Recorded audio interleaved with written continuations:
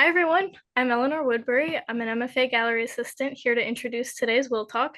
Will Scott, he's an art historian bridging the gap between artists and the public, is the host of our series. I'd like to introduce our guest artist today, Sandra Emme. Sandra is a mixed media artist studying and exhibiting in Maryland and Virginia. An interest in aeronautical history took her to New Mexico and the annual balloon fiestas. While touring the area, the unique landscapes caught her attention, and many of her works reflect American Southwestern themes.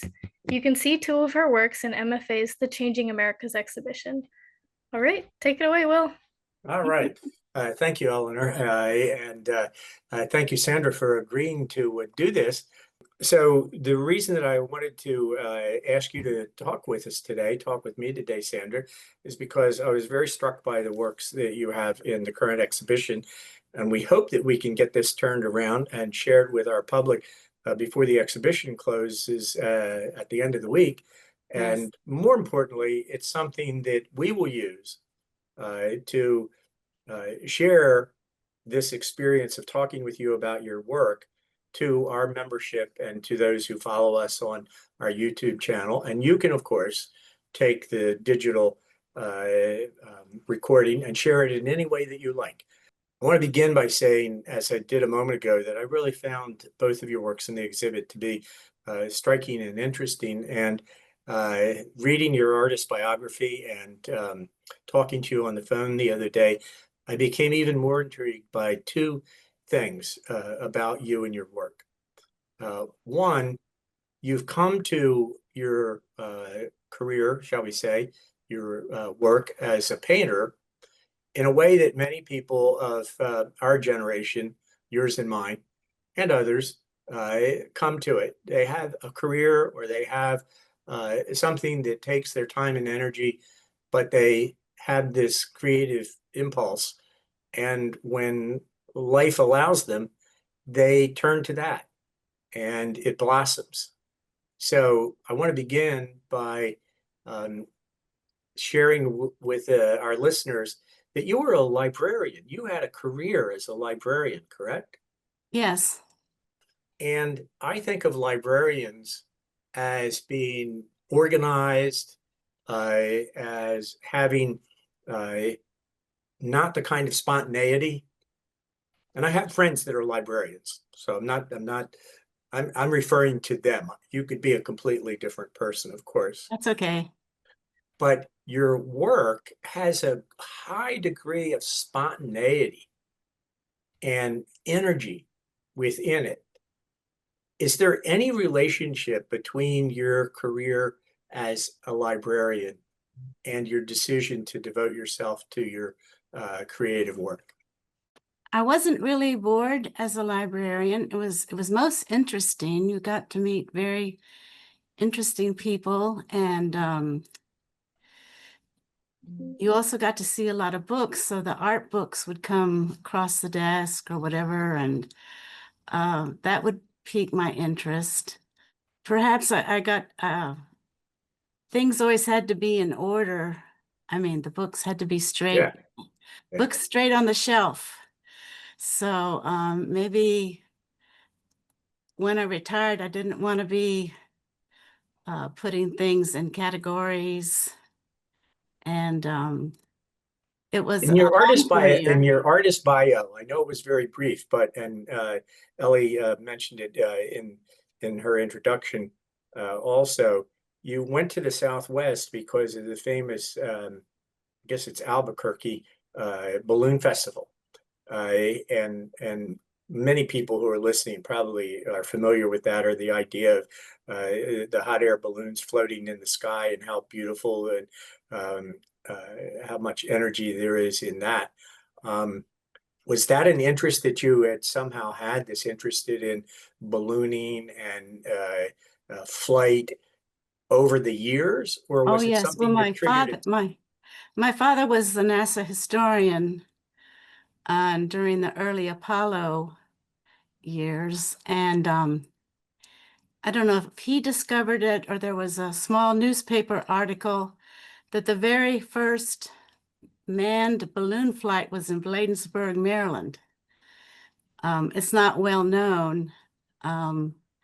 it has become well known. I think there's a George Washington Inn in Bladensburg, and that was in 1784. And the Montgolfiers had done their flights in 1783 in Paris. Yes. But there was a gentleman in Bladensburg, and it was not, it was a tethered flight. It didn't go really, it was the Edward Warren was on the balloon, and because Peter Carnes, Cairnes, anyway, he was too big to go up in the balloon, so he had to get a smaller friend. Yeah. But it was tethered, which means it was fastened. Yes. But the flight in Philadelphia later is one of the more famous ones. But just so then I wanted to go to the balloon fiestas, and of course it's very crowded there, and everybody. It's only on the weekends usually, even though there are events during the week. But then you would take side trips up to Santa Fe and see the things in Albuquerque. And I was just fascinated by the landscape because it's so different than Maryland. And we have so many beautiful trees. And Yes. Yes. out there, it's just rocks. Well, I've been fortunate to be able to go to Albuquerque and Taos and to even Abiquiu, where O'Keefe's Ghost Ranch is located. And you are 100% correct. The landscape is like nothing that you can see in the eastern United States, the color and the forms and the patterns. So let's go to the image that you have in one of the images you have in the exhibition.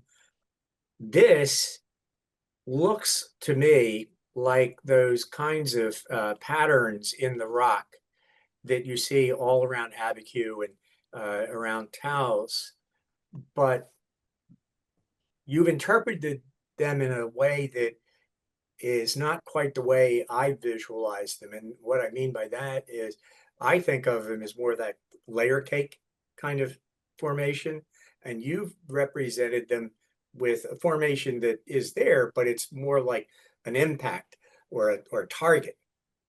Now, is that a direct translation of something you remember from your visit, or are you more freely trying to recreate the experience of being there or create something new by the way in which that colorful landscape inspired you?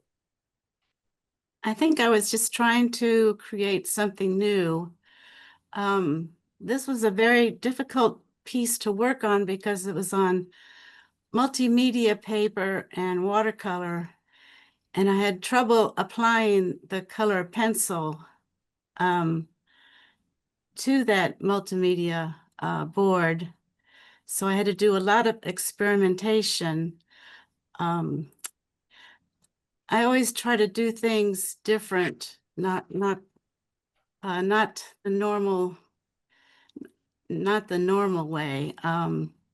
Yeah, Georgia O'Keeffe had done this similar scenes, but somehow I never managed to copy her. I think after looking at so many of her works that they would come through, but they didn't. Yeah.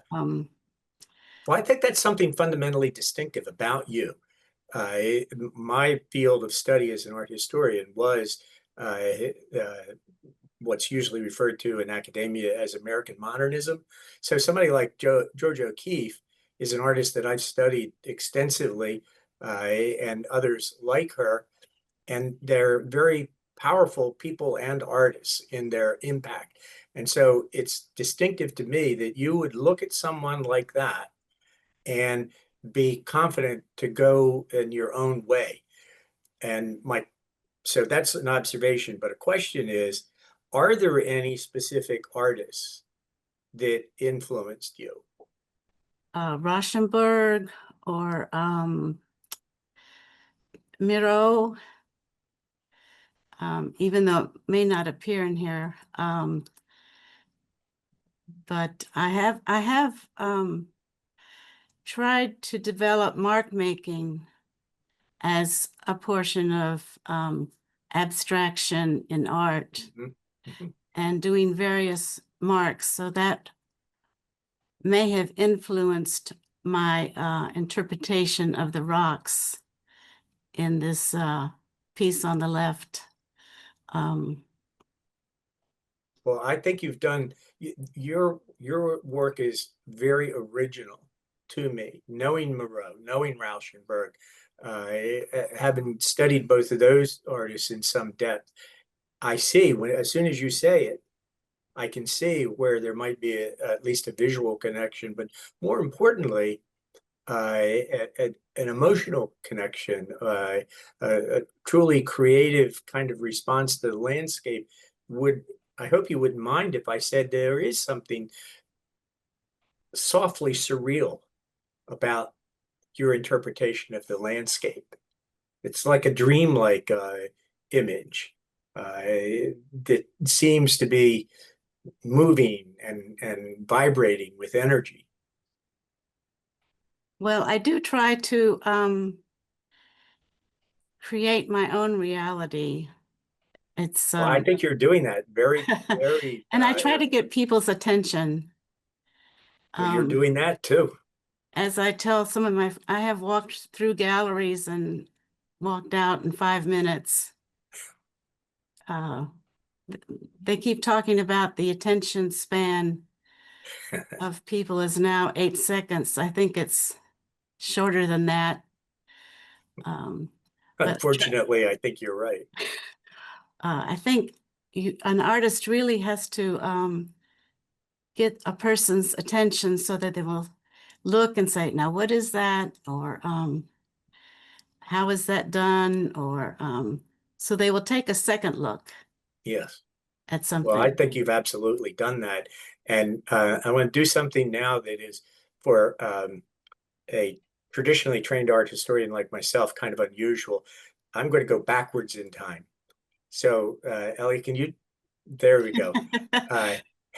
You were nice enough, Sandra, to share these two works with us. And I didn't think that I would utilize them in this way in our conversation, but given everything that you've said, I hope that you would agree with me. I hope that viewers would agree with me that both of these images are more conventional than the two images you have in the exhibition. So what was your fundamental source of inspiration? This would say to me, if I knew nothing about you, I only was looking at your imagery, I would say, oh, well, here is a student who's exploring some familiar themes, an interior with a couple of figures, a boat on the water tied up at the dock there. So how did you go from this to what we just looked at? How long did it take? How did you accomplish it? It didn't take long. I thought the art world didn't need any more pictures of boats as we are in Annapolis. Everyone Yes. does boats. Yes. So I didn't want to do what everyone else was doing. So I was influenced by the Art League in Alexandria. There are many outstanding abstract artists there and teachers. And I started taking lessons at the Art League in Alexandria, and that How long ago was influenced that? me. 10 years, possibly. I've been 10 studying years? there a long time. It's quite a trip from where I live, but it's always worth it once I'm there. Yeah. I exhibited there for a number of years, and I've stopped because the traffic has become, to me, unbearable. But it's a wonderful institution. Their exhibitions, their teaching faculty, the participating artists like you are wonderful. So it had nothing to do with them. It was just my dislike of traffic, heavy traffic. But what you just said to me is very compelling. Partly because you said the thing about boats and being near Annapolis. I'm a photographer, and my family always asks me why I don't take more pictures of boats. And my response to that is there are plenty of people that do that beautifully. I don't need to do that. I think this is a great pairing. I find both of these works, Sandra, intriguing, but given partly what you've just been explaining about your creative process, now I understand something that I noted immediately. They're quite different. They're both, you're inspired by the landscape of New Mexico, but there are different forms, there are different compositional patterns. Um, would this be typical if you spent a week, if you did spend a week in New Mexico? Would there be this much difference between individual works? Or do you sort of have a style that you've developed and are following? Well, the item on the left was almost at its expiration date. I had tried to get it into exhibits, and this was going to be its last chance with the 5-year or 3-year limit. Uh-huh. So it is an earlier work. I don't know if that helps explain anything. And I really got more into color pencils with the item on the right, which gives you greater versatility to do detail and the variety of colors that you can use that are available. I also learned that you have to sort of catch the viewer's eye and to help it move around the work. So with the use of color and shapes, Well, it's that's clear always a challenge. that you're doing what I think any really serious artist should do, is that you're experimenting, you're trying new things, you're trying to grow as an artist, and you're trying to engage your viewers or your potential viewers in a strong way. Um, but you have another interest that was mentioned in your explanation of these two pieces on the MFA website. And I would tout that for anybody that hears our conversation. We do ask that when an artist submits work, they say a little bit about it. And I know most artists don't do that.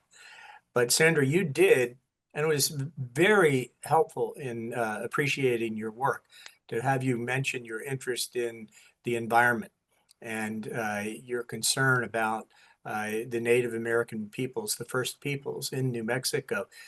Can you say a little bit about how that affects these two works?